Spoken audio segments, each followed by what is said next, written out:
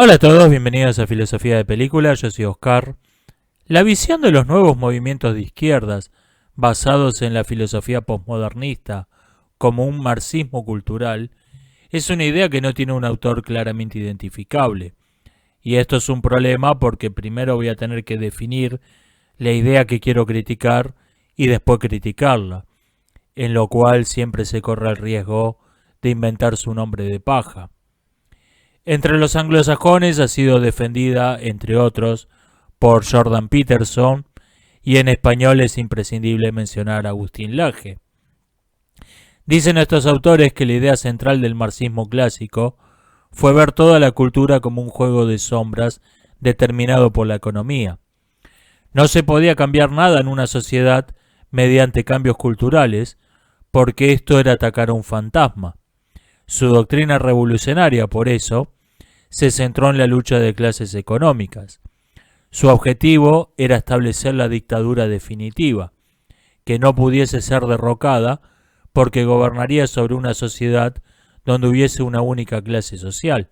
No existiría, por tanto, ningún agente posible de la revolución. La prosperidad creciente de las sociedades industriales hizo que esta doctrina perdiese rápidamente al objetivo que estaba intentando seducir. El agente primario de la revolución, el obrero industrial, perdió el interés en el marxismo. Es entonces cuando éste empieza a reciclarse, a reinventarse, atendiendo a las cuestiones culturales que antes despreciaba como un juego de sombra de la economía. La escuela de Frankfurt, sobre todo, se dedica a identificar y definir a los que llamarán en público agentes secundarios de la revolución, y en la jerga interna marxista, idiotas útiles. En todo país que cayó en poder de los marxistas, estos han seguido siempre el mismo patrón en sus purgas o ejecuciones masivas. Primero se fusila a los patriotas con capacidad de reacción inmediata, oficiales del ejército y la policía, políticos influyentes, etc. Segundo, se extermina a todos los idiotas útiles, y por último, a los patriotas sin capacidad de reacción inmediata. Este orden tiene un sentido. Los idiotas útiles que se han usado para tomar el poder tienen experiencia en derrocar gobiernos. Esto lo vuelve gente más peligrosa para el nuevo régimen que no los patriotas desorganizados.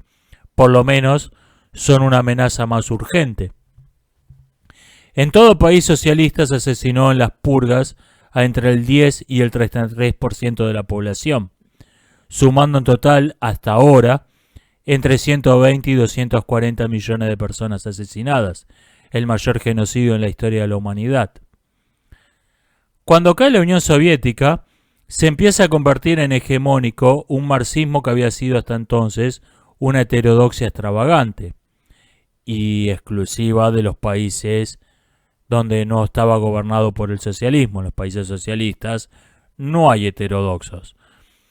Este marxismo heterodoxo, cuyos mayores exponentes son los posmodernistas y su doctrina más conocida, la ideología del género, tiene la peculiaridad de ser esencialmente cultural y solo incidentalmente ocuparse de la economía. O sea, es un marxismo formado completamente por idiotas útiles, por agentes secundarios de la revolución, pero sin referencia a un agente primario que ha dejado de existir. Podemos decir que la nueva izquierda es la reposición como farsa del marxismo. En cualquier tema que se aborde, sigue esta nueva izquierda el triángulo del drama marxista, por así llamarlo. Hay siempre un oprimido indefenso, reducido únicamente a la condición de víctima, el cual no es una persona, es un símbolo. Hay un opresor malvado y hay un rescatador o caballero andante de radiante armadura, que es el partido político. Solo que este triángulo ya no está limitado a las clases sociales, de hecho, no se aplica nunca a las clases sociales, sino que se lo puede rellenar con cualquier cosa: sexo, razas, naciones, especies animales, el clima, etcétera, etcétera. La inversión de la estructura doctrinaria clásica es especialmente notoria en el dogma de fe de la brecha salarial de género, el cual afirma que las empresas le pagan menos a las mujeres que a los hombres por el mismo trabajo, lo cual, por cierto, solo puede ocurrir en una economía controlada por el Estado. Es imposible en un régimen de libre mercado. Decía que le pagan menos a las mujeres, supuestamente, porque vivimos en una cultura machista, patriarcal y opresora. O sea, afirman que un hecho cultural es causa de un efecto económico, algo que los marxistas clásicos hubiesen negado de modo rotundo. Este vendría a ser el marxismo cultural. Quiero hacerle 3 críticas a esta idea. 1. El autor postmodernista más cercano al determinismo económico de Marx probablemente sea Foucault, cuya visión de la sociedad como una serie de dispositivos que controlan indirectamente todos los aspectos esenciales de la vida de las personas recuerda bastante a la visión marxista de la cultura como un juego de sombras de la economía. Pero estas ideas se entremezclan con otras que proceden de la fenomenología, del psicoanálisis, del estructuralismo y largos etcétera. Especialmente los estructuralistas tenían un fuerte rechazo a toda forma de determinismo, a toda forma de fatalismo. 2. En la citada visión de la escuela de Frankfurt, esta parece ser vista como algo más organizado y más homogéneo intelectualmente de lo que fue realmente.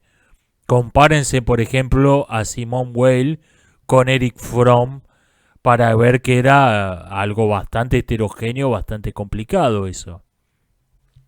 Y tercero, la idea que conecta la nueva izquierda con el marxismo clásico nos presenta una genealogía simple y directa. La escuela A engendra la escuela B y esta a su vez engendra la escuela C. Pero en el mundo real la historia de la filosofía se ve más bien como algo así. Las relaciones de parentesco son complejas, las influencias se entrecruzan y cualquiera con una buena erudición puede tomar una corriente de pensamiento de hoy y remontarla a la idea del pasado que se le dé la gana.